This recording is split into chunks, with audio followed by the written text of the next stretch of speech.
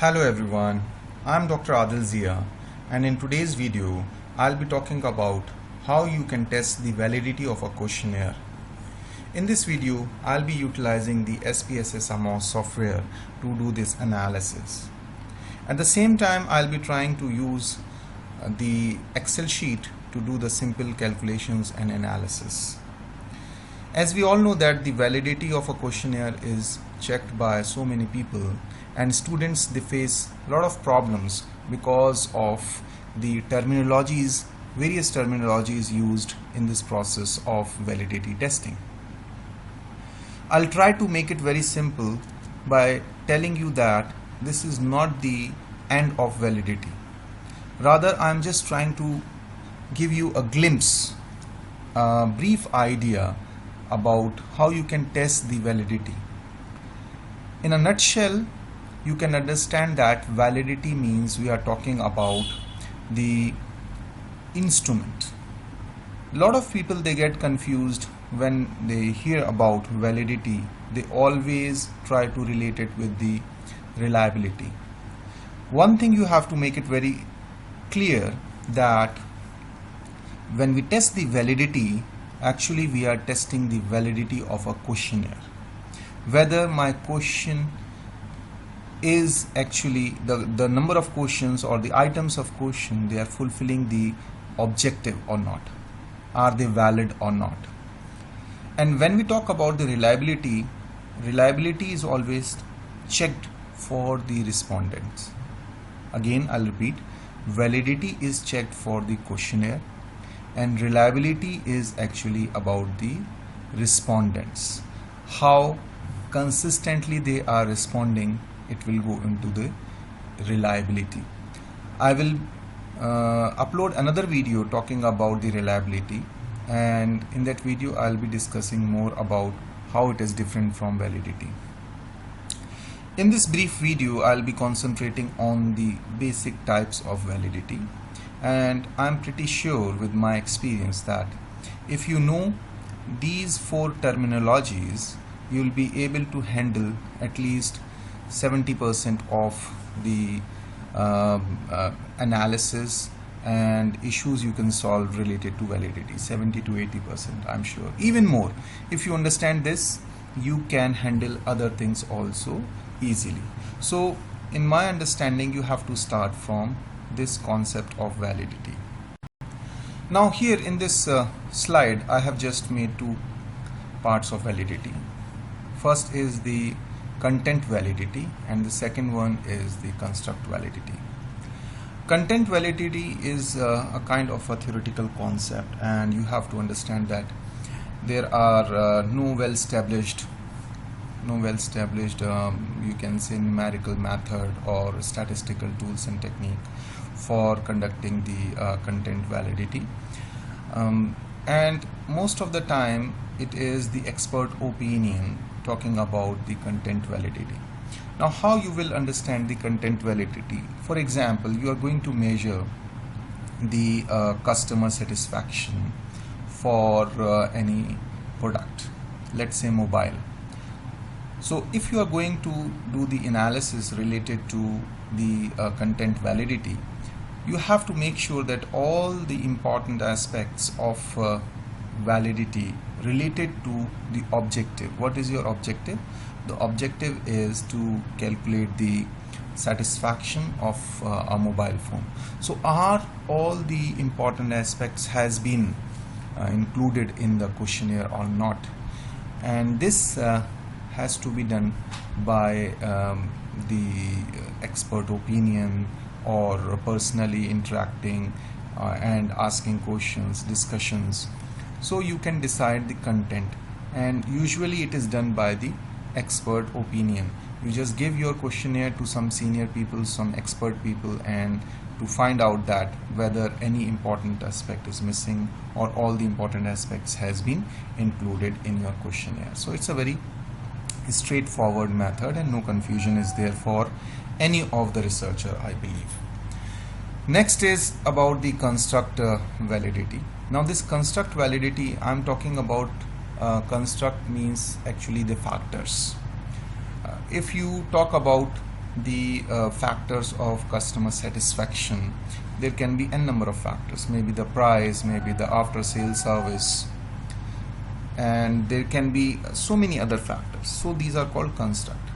Inside the construct, we don't directly check, we don't check the construct validity, we check the convergent validity and discriminant validity. Okay, now let's talk about the validity one by one, and starting from the content validity. And in the nutshell, you can understand that there is no statistical technique to test the content validity, which is usually being adopted by the researcher. And the content validity actually checks the contents or the constituents of the questionnaire, whether all the aspects has been covered or not. Just now I have explained that. It also check the objectives. So it check the aspects of objective, whether it has been covered in the questionnaire or not. For example, like if we have a questionnaire to measure the service quality, and if it include all the different aspects which are important to measure the service quality, if they are present or if they are included, we will say that the scale or the questionnaire is valid in the content, which is called the content validity, and usually done by using the expert's opinion. Just now I have explained that. Now let's go for the second one, which is if you go back to the table, you will see second is the construct validity, and we measure the construct validity by two things. One is the convergent validity, and second is discriminant validity. Now if you see the convergent validity, which is a part of the construct validity, it can be measured in by these three things. Number one is CR, which is composite reliability. If the composite reliability of the scale is greater than 0.7, we say that the scale is having the convergent validity. Second, if AVE is greater than 0.5, AVE is average variance extracted. And the third is CR, which is composite reliability, should be greater than average variance extracted. Now all the three things are important to have a convergent validity.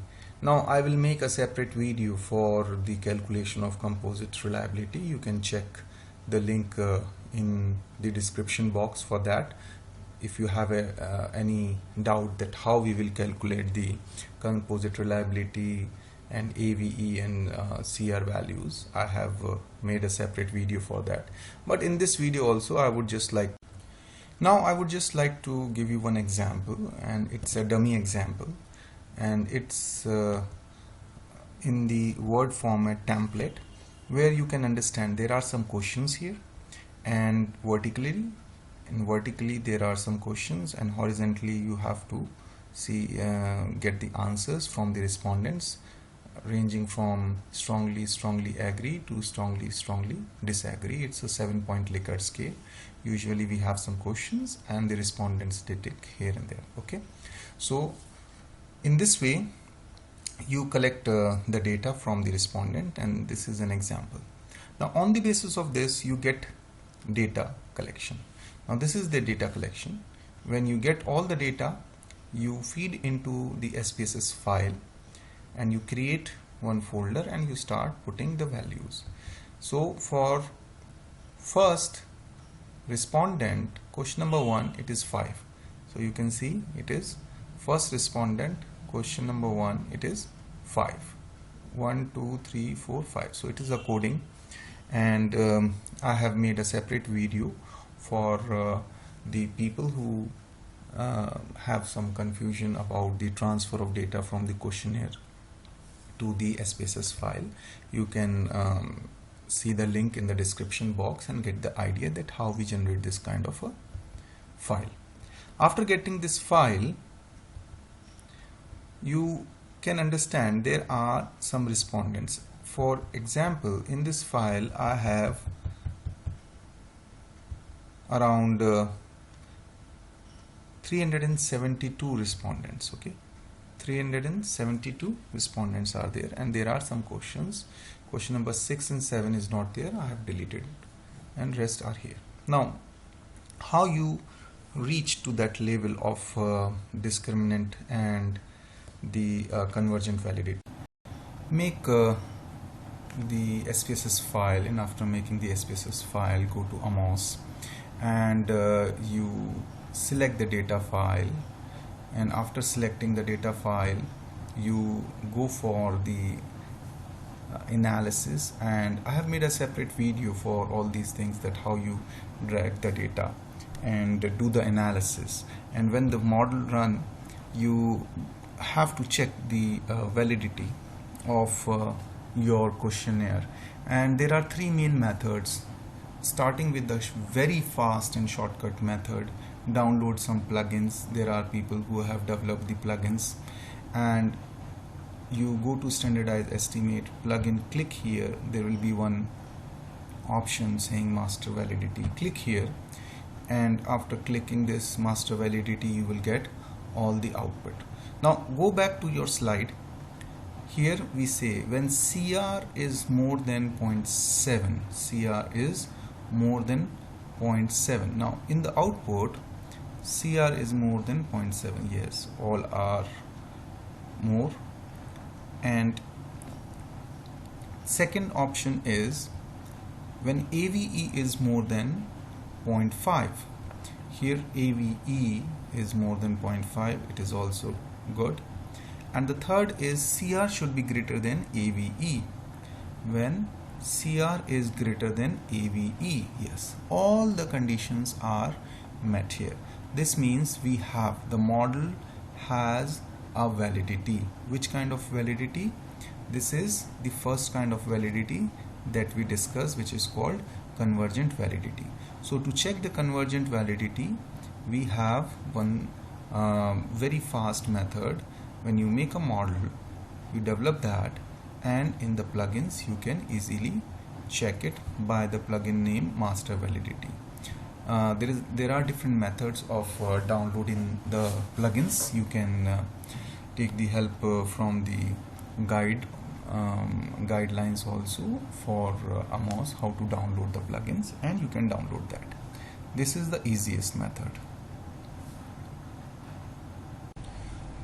For the second method, you have to download this stats tool, and this can be downloaded from stats wiki, and the name is stats tool package. And in this stats tool package you have validity master. Click here. Now in this Excel sheet, what you have to do, you just go to the model, see the output, and in estimates you have regression weight, standardized regression weights. Copy from here standardized regression weight and come here and standardized regression weight table in F2. Click here and paste. Then correlation table you have to paste here. Again go to the output, correlation table. This is the correlation table. You copy and paste it here. Now you have the correlation table and standardized regression weight table. You have pasted it here and click. See, you have the output. The same output which you got when we were doing the master validity, and you can check this is same 0.853 for X, and here also where is the Excel file, see 0.853, and for Y it is 0.801 for Y, and for x it is 0.853. For x it is 0.853. So we have two methods. One is by downloading the stats tool package, and the first one by using the plugin method. So these are the two very basic methods that you can use to calculate the validity of a questionnaire. And the third method of calculating the convergent validity is the manual method, and I would not like to go into that detail because it needs the very deep understanding of mathematics and calculations. So we are concentrating on the statistical tool packages and how to utilize for the calculation of convergent validity. So this is clear. Now let's go to the second point, which is the discriminant validity, and there are two basic methods of calculating the discriminant validity: method 1 and method 2. Method 2 is a very fast forward method of calculating the discriminant validity. You can opt any of the method. First one require little bit of manual calculation, and second doesn't require any manual calculation. It is just by observation. You just have to observe the values and make your conclusions whether the values are in the acceptable range or not. So let's see the second method first, and then I'll tell you the first method of calculation. In the second method, it says the diagonal values, the values which we have received. Here we have the values, the diagonal values. These values which we have received, and these values should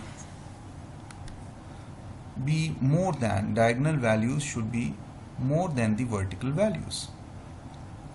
This value should be greater than this value. Okay, the diagonal values, which is square of AVE, this is the square of AVE.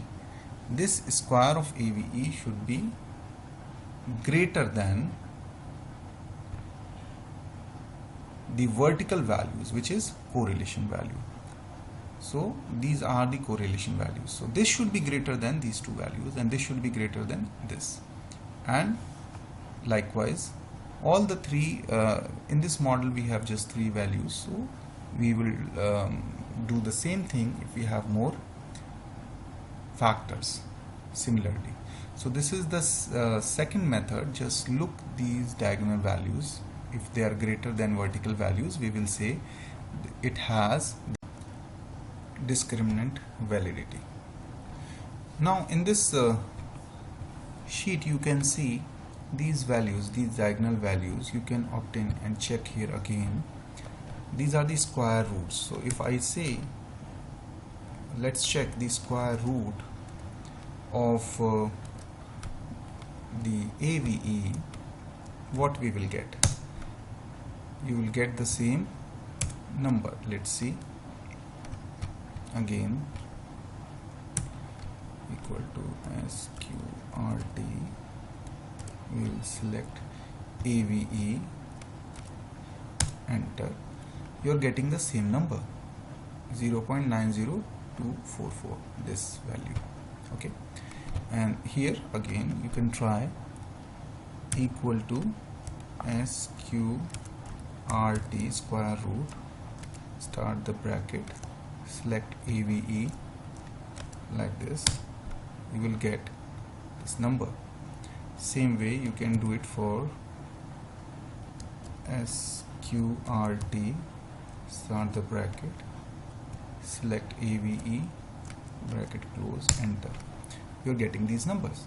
So don't manipulate the data. I have seen some papers while reviewing, they don't get the discriminant validity correct, so they manipulate the number, they change here, and while evaluating the papers we can check that these all figures, they are interrelated. So don't mess with the data.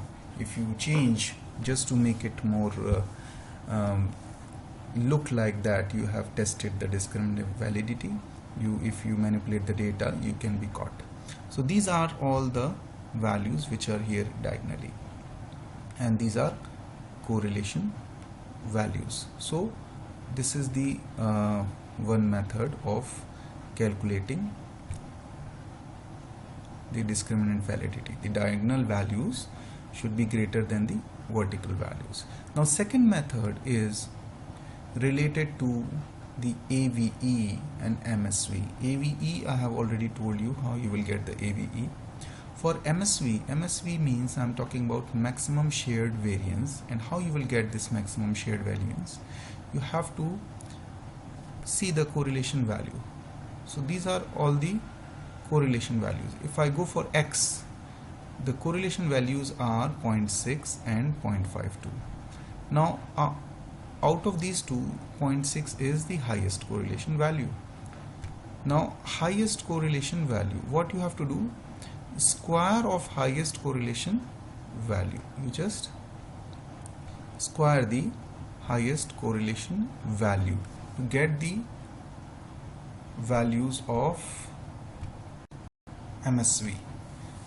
So in this, let's see MSV for X, Y and Z. Let's do the manual calculation. If I go for the highest correlation value, how you will get? You will get it here. Highest is 0.6. So we will do the calculation. We will do the calculation and see, equal to 0.6 into 0.6, it is 0.36, okay, for X. For Y, let's see what are the highest correlation for Y. Y we have 0.6 and 0.34, so 0.6 again. So here also the same will come, equal to 0.6 into 0.6, same value. And for Z, you calculate the value for Z, 0.34 and 0.52. So 0.52 is the highest correlation. So we will say 0.52 into 0.52, it is 0.274. So these are the MSV values. You can check, these are the values, how you can get the MSV values. This is also like a manual. Now in this chart we are going to see the first method. AVE should be greater than MSV. So this is done. I have told you how you can calculate the MSV. You can get the MSV by the plugins also, and the toolkit also that I have told you. Second is AVE should be greater than ASV. Now what is ASV? ASV is average shared variance. This is maximum, this is average. Average shared variance is square of average of correlation values. So we have to see the correlation values first, then we have to make the average of these correlation value and making the square. So to save the time, I have done this calculation already. Now these are average correlations. Now for X, the correlations are 0.6 and 0.52. You can see, check here, for X it is 0.52 and 0.6. So I have written here 0.6 and 0.52 divided by 2. This is average. So in the same way I have done average for all the X, Y and Z factors, and ASV is making the square root.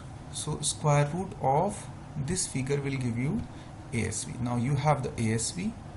Now here you can compare that your ASV figure should be, if you see the second one, should be less than AVE. So this is the method of calculating the discriminant validity by doing the calculations using the plugins and the shortcut method. I have also given a little bit on the manual method also to calculate these dimensions. I hope you all have understood the concepts of discriminant validity and the convergent validity. I have tried to make this video very simple, and still if you have any comments and if you need any clarification, you can write to me in the comment section.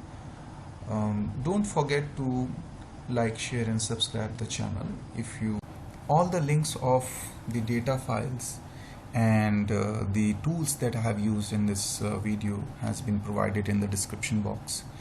If you want to download, you can download it and practice it. If you face any problem, if you have any difficulty, you can always write to me in the description box or in the comment box, comment section. Thank you very much.